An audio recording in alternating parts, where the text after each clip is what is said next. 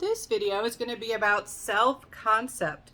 Self-concept, in a very general sense, is how would you answer the question, who am I? How would you describe yourself? As a developmental psychologist, I can tell you that young children, if you ask them that question, describe yourself, they will often describe very superficial things like what they own, what they look like.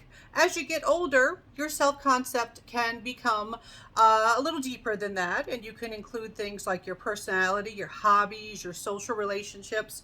But self-concept is basically a personal summary of you.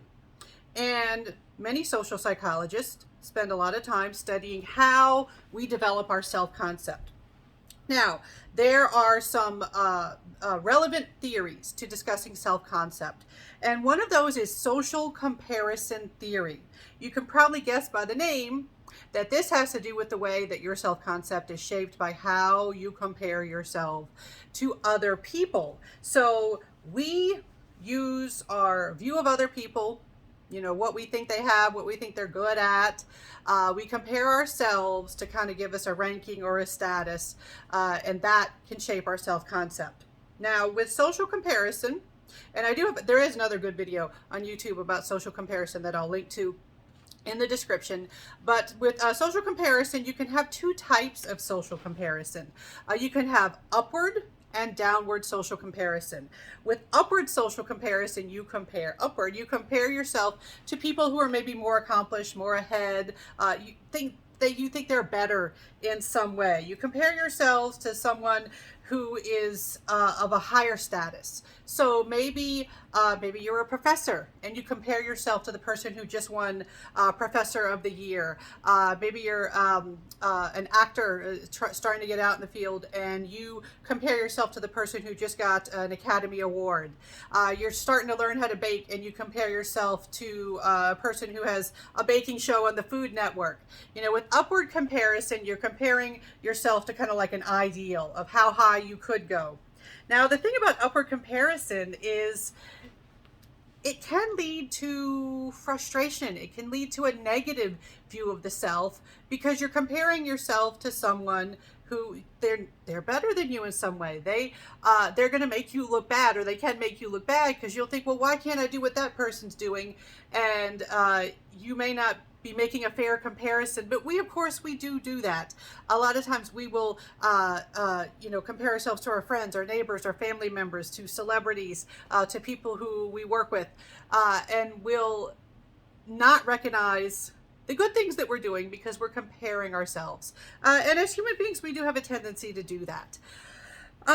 Now, downward social comparison is when you go in the other direction. This is kind of the approach of, well, at least I don't have it as bad as, someone who is in a worse situation. So maybe you're having some money problems, but maybe you have a family member who just lost their house.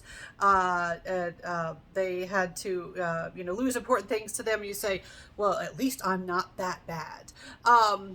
Maybe you have health problems, but you'll say, well, at least I'm not like that person who just had to be hospitalized. There are lots of different ways that we can engage in downward social comparison. The thing with downward social comparison, unlike upward social comparison, because upward social comparison can sometimes inspire us to improve, to strive to be more like the person who's higher up on the status ladder. With downward social comparison, it doesn't encourage you to improve. It doesn't encourage you to try harder. It just makes you feel better. It does make you feel better, though. It can be effective for that. So it can protect your self-esteem. Now, self-esteem is related to self-concept, and self-esteem involves a value judgment about yourself. So self-concept is a description of yourself. Self-esteem is, do you view yourself as a good person, a bad person, in a general sense, but also things like, are you talented? Are you good at this? So self-esteem is protected by downward social comparison. Now, in addition to social comparison theory, we have social identity theory. Your self-concept is shaped by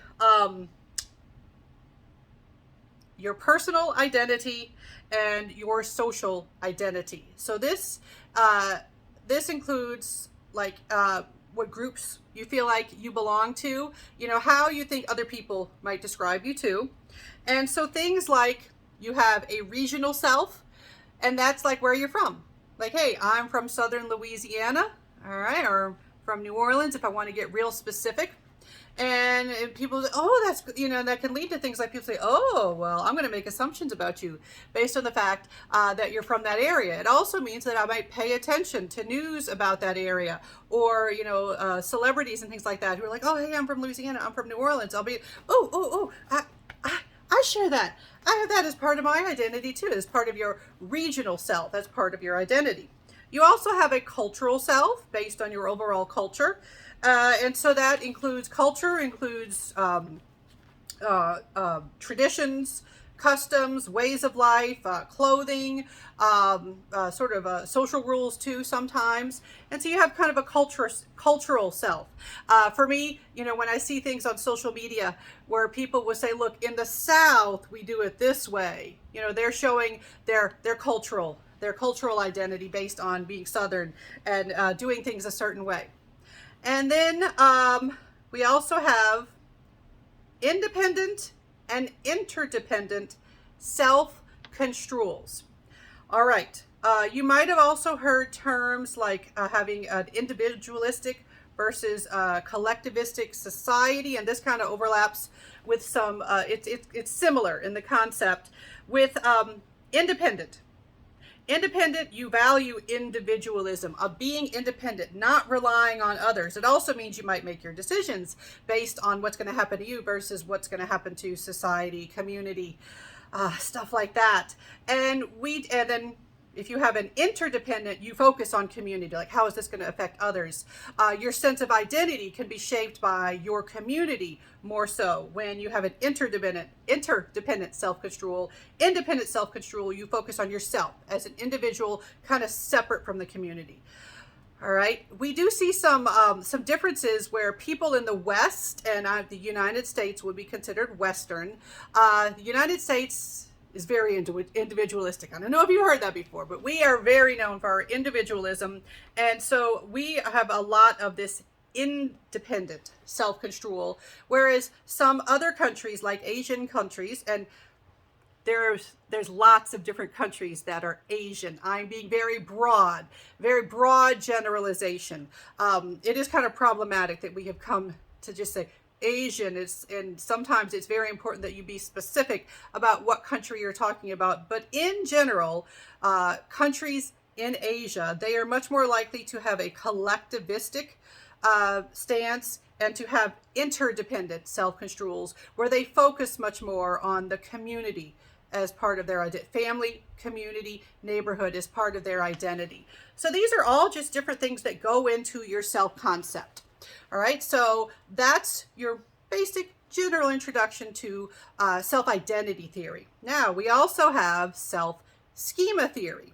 Now, what is a schema? If you've ever taken a developmental psych class that went over cognitive development, you might have learned about Piaget's notion of the schema. It's kind of like a mental representation. It's basically what you know, what you understand about a particular concept. Well, a self-schema is what you understand about yourself. It's a cognitive and memory structure for organizing the world. It's how you view the world. It's how you interpret the world. It can be accurate. It can be inaccurate. If it's inaccurate, it can lead to problems, like if the schema is in the form of a stereotype, and we will talk about stereotypes in more detail in a different video. All right.